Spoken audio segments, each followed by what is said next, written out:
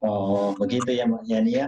Tapi kalau ya saya minta maaf ya, mungkin ini cerita agak sedikit nyindir ya. Kalau dulu pengalaman saya begitu itu kalau away ya ada pemain yang biasa curi-curi. Tadi Yani mengatakan karena makannya sedikit. Sangat. Kenapa Yani tidak curiga itu?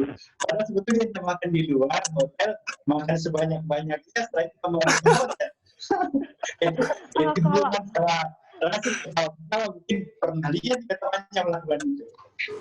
jadi waktu Hmm. zaman pertama kali saya bergabung, saya Iya, selalu nongkrong di lobi ya. Saya selalu nongkrong iya. di lobi. Pada saat anak-anak ada datang bawa kantong Mm-mm. kresek itu saya periksa biasanya bang. Oh, Kamu beli apa? Kamu iya, beli iya, iya. apa? Air putih mbak, air putih mbak. Itu ada cemilan apa? Saya ambil Hmm. ya. Kadang pada saat mereka belanja terus ada Mm-mm. cemilan kayak keripik-keripik itu kadang saya ambil. Saya sita biasanya. Jadi Jadi, dan dan untuk curi mencuri saya tidak pernah lihat ya anak-anak seperti itu karena mereka bakal saya analisa dan anak-anak pada saat fatnya naik saya tahu oh kamu ngemil ya kemarin ya pasti ada yang berubah nih fatnya agak tinggi fatnya berarti kamu ada yang makan kamu ada yang salah nih berapa hari yang lalu jadi meskipun mereka curi saya nggak lihat dengan curi mencuri makanan saya bakal tahu bahwa presentasi dari komposisi tubuhnya ada yang berubah, saya akan tahu seperti itu. oh, jadi ini Yani ini seperti juga polisi makanan mungkin ya. Kalau bisa saya buatkan istilahnya begitu. Jadi kalau ada keluar masuk, misalkan ya dari pertandingan away atau tandang itu, kalau ada yang membawa bungkusan-bungkusan harus diperiksa semua. Kadang saya periksa benar-benar. Oh, begitu. Benar begitu, Rasid sama Hilman? Enggak, tidak pernah. Tidak pernah. Kalau mereka berdua saya nggak pernah. Tapi biasanya saya nggak pernah ngedapat Rashid karena Rashid itu orangnya benar-benar fokus ya. Jadi Rashid selama saya 2017 dia berat badannya benar-benar konstan, jadi tidak pernah naiknya tidak pernah 1 kilo dan palingan dia turun ya karena latihan terus. Tapi kalau naik Bang Rashid tidak berbeda dengan Hilman. Kalau Hilman kan kadang dia terlalu kurus. Jadi kadang saya sarankan Hilman buatkan meal plan untuk Hil naik lagi dong berat badannya supaya lebih fit lagi seperti itu. Justru ini dua pemain kita ini justru terus ini banyak ya dibandingkan dia kelebihan daripada artinya profesional betul Hilman dengan Rashid dia jaga berat badannya. Tapi betul kayak Hilman, betul kayak Rashid. Ya kalau saya memang disuruh naik berat badan itu. Jadi akhir-akhir ini di masa pandemi malah naik lumayan ya. Iya, naik saya berat badan sekarang. Berapa kilo coba naiknya? Hampir 70. Kemarin cuma tembus 66, 67. Ini sekarang hampir 70. Oh, jadi nanti kalau latihan. Jadi Bang mungkin Hilman naik. Jadi Hilman naik itu naik ke 70 itu biasanya ototnya yang naik karena pelatih memberikan pasti Hilman pasti tetap latihan. Jadi ototnya yang progres naik itu biasanya ototnya Bang. Oh, masa ototnya naik ya? Iya, betul. Betul. Kalau Aci bagaimana? Naik atau turun ini selama pandemi ini? Naik 1 kilo. Aduh, 1 kilo. Betul itu. Bohong jangan sampai 5 kilo mengakunya 1 kilo. 1 kilo. 1 kilo. Oke, siap.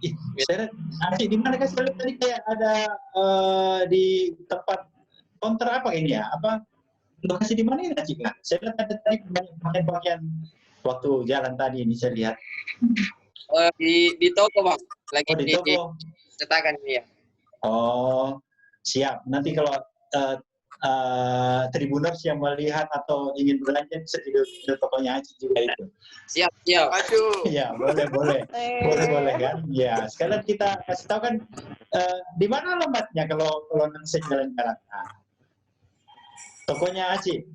Di samping jauh dari Stadion Kalegoa Bang. Dekat dari rumah juga. Di mananya Stadion Kalegoa? 100 meter sebelum stadion. Oh, sebelum stadion, kiri jalan ya, kalau arah Makassar, dari Makassar. Sebelah kiri, Bang. Oh, oke, sip.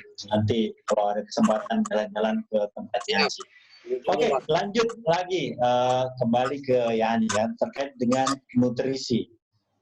Ini kan banyak juga saya dan pengalaman saya melihat kalau kayak pelatih asing itu biasa mengedepankan buah ya. Sebelum pertandingan, biasa juga kalau saat berlatih itu ada seperti pisang dan sebagainya. Mungkin itu bisa dijelaskan itu, Mbak Yan. Oke, jadi setiap sesi makan, jadi teman-teman pemain biasanya harus makan buah dulu. Jadi satu piring itu makan buah dulu. Jadi hampir sama, saya bakal keliling meja, bakal liatin kalau mereka makan langsung main ke main course, langsung makan ini, saya tanya, loh, kok nggak makan buah dulu? Kenapa nggak makan buah dulu?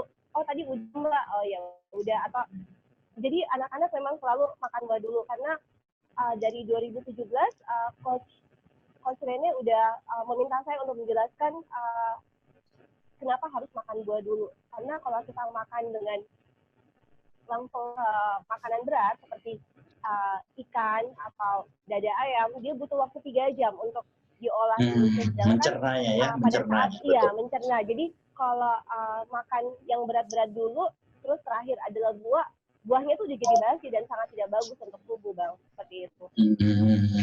Kalau misalkan seperti pisang tadi, Mbak Yani kan saya lihat biasa kalau di sela latihan atau apa, mungkin itu untuk mengganjal perut, bagaimana itu?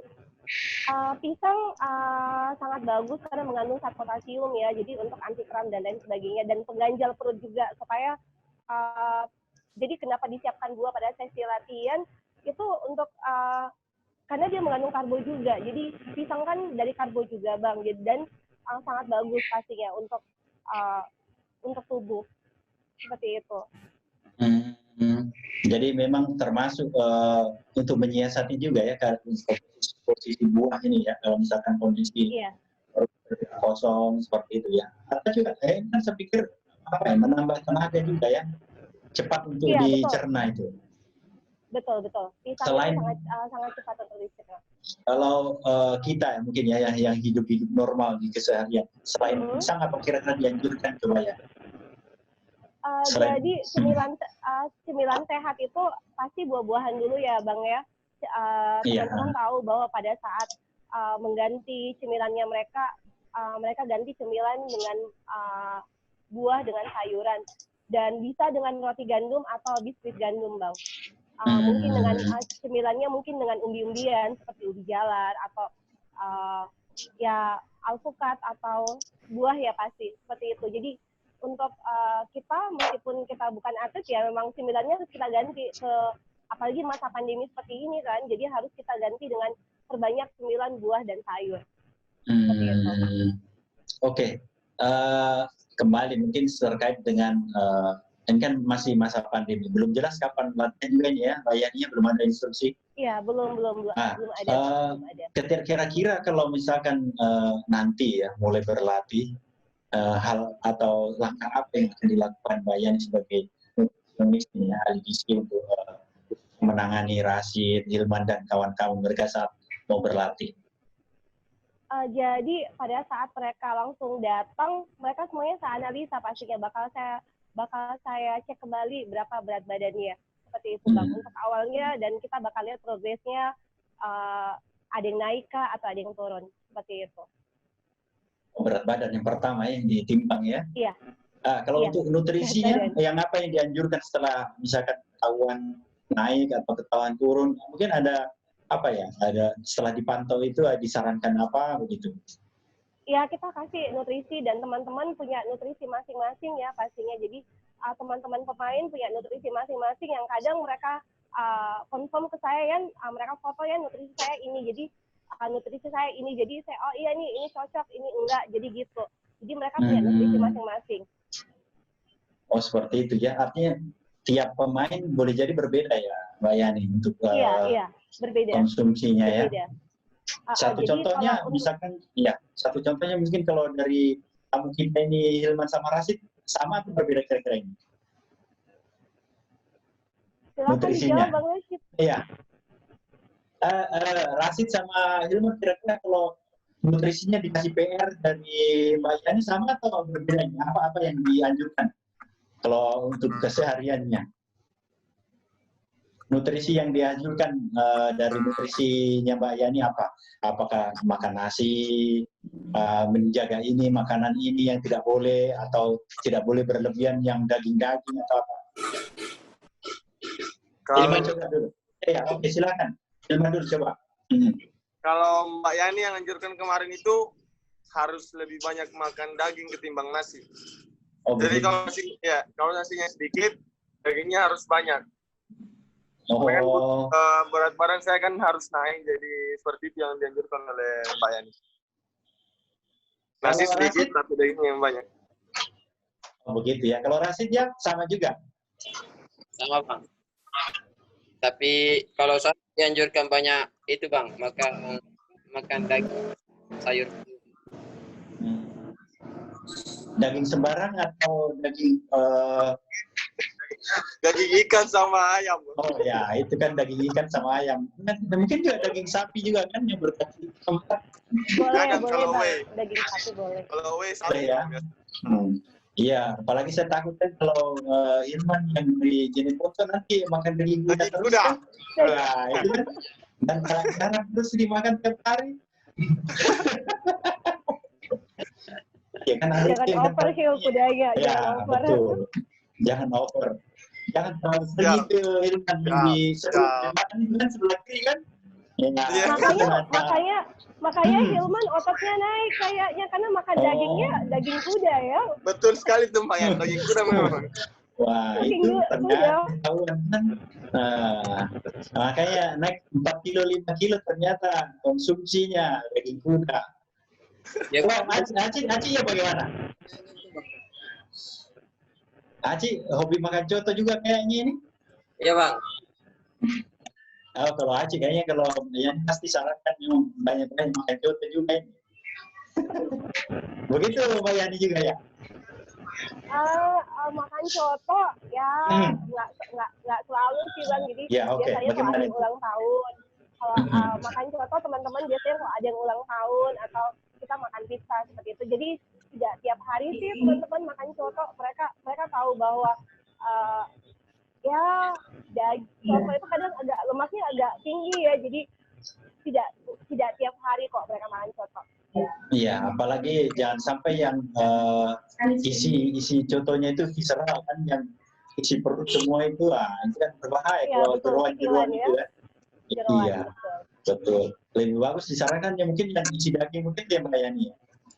Kalau saya sarankan sama pemain-pemain betul-betul lemak yang daging yang tanpa lemak Bang. Jadi boleh dengan stick pastinya yang benar-benar pure daging ya.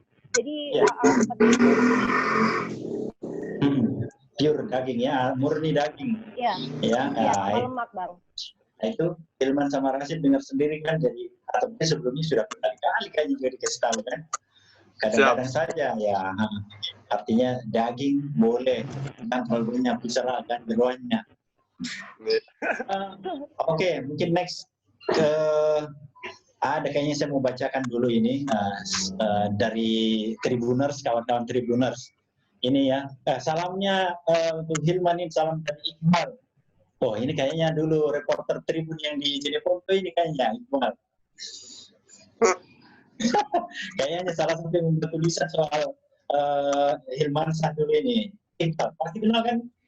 Nah, salamnya Iqbal. Yang sekarang kayaknya di Kaltim. Oh, Iqbal. Oh, betul. Iqbal Nur Karim.